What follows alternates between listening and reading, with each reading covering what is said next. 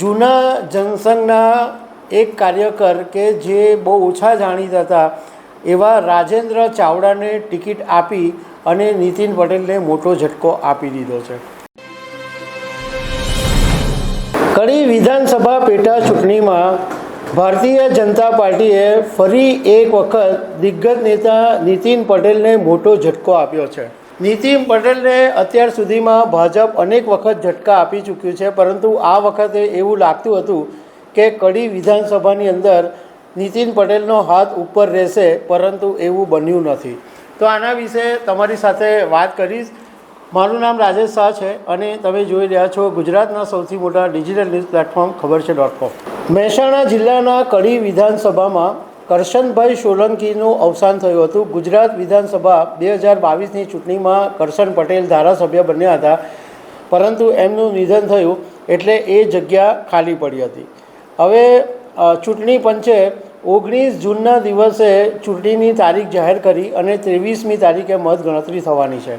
જેવી ચૂંટણીની જાહેરાત થઈ એટલે ભાજપના દિગ્ગજ નેતા નીતિન પટેલ છે એમનું લોબિંગ ચાલુ થઈ ગયું હતું અને એમના ઉમેદવારોને ઉતારવા માટે જબરજસ્ત પ્રેશર કરવામાં આવ્યું હતું. પરંતુ ભારતીય જનતા પાર્ટી એવી પાર્ટી છે જે હંમેશા ચોંકાવવા માટે જાણીતી છે. કડી વિધાનસભાની અંદર ઉમેદવારોનો રાફડો ફાટ્યો હતો.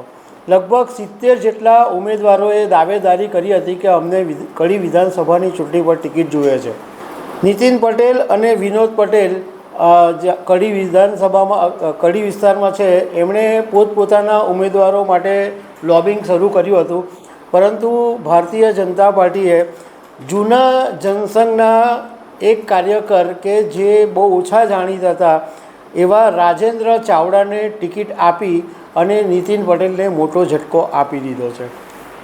ભાજપે આ પહેલાં પણ નીતિન પટેલને અનેક મોટા ઝટકા આપ્યા છે. એક વખત ગુજરાતના મુખ્યમંત્રી બનવાના છે એવી પૂરેપૂરી તૈયારી થઈ ગયેલી અને નીતિન પટેલે મીઠાઈ પણ વહેંચી દીધી હતી, પરંતુ ભાજપે છેલ્લી ઘડીએ સીએમનું નામ બદલી રાખ્યું અને નીતિન પટેલનો જે ઈચ્છા હતી એ મનમાં ને મનમાં જ રહી ગઈ.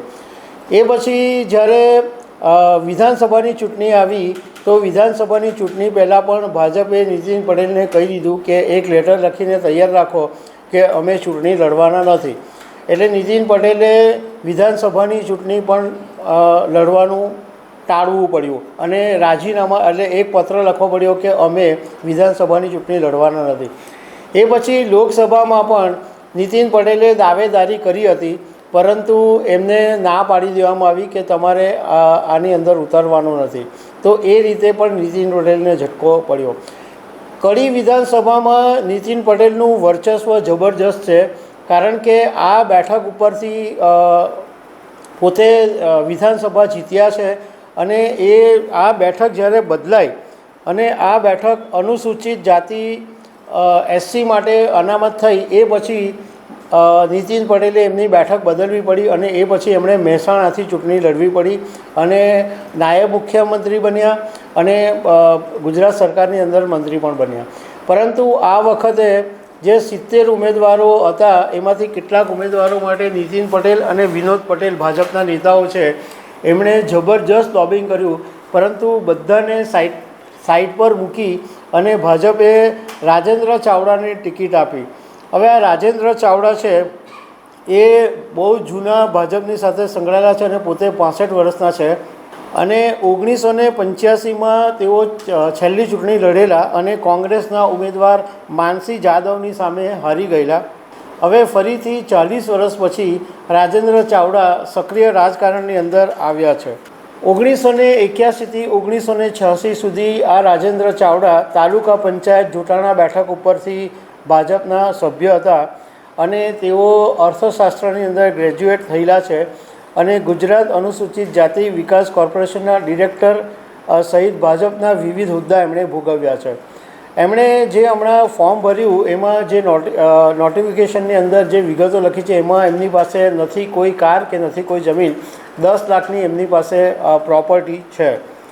એટલે ફરી એક વખત ભાજપે નીતિન પટેલને મોટો ઝટકો આપ્યો છે.